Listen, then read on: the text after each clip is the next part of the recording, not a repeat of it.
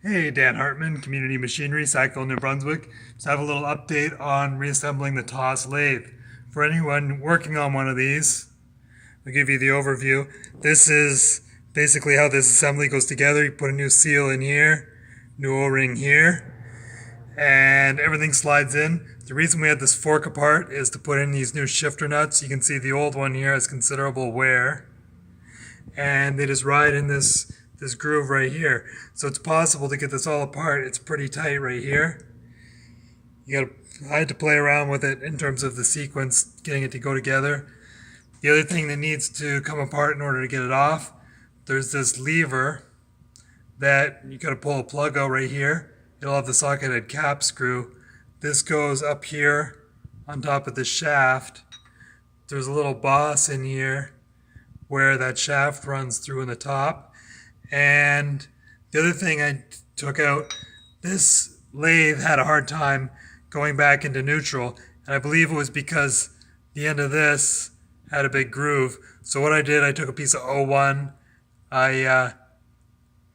This is a shoulder screw, so it's got a 1/4 inch reamed hole through this roller. So hopefully that'll buy a little bit of time. I just want to see how it works as much as anything.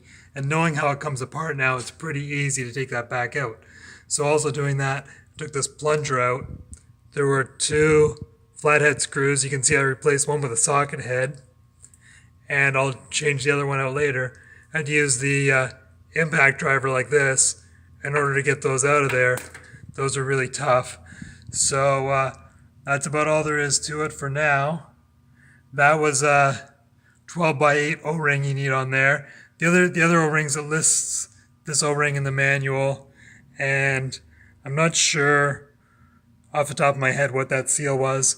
Once again, these shifter nuts, gotta say a real big thanks to, you can see Sergio's card there, and really helpful guy if you're looking for TOS parts and you're in Canada. He's in the Montreal area. So anyhow, that's where we're at for today, and looking forward to getting this thing back together and up and running, and do a little follow-up on how it all works out. Thanks so much.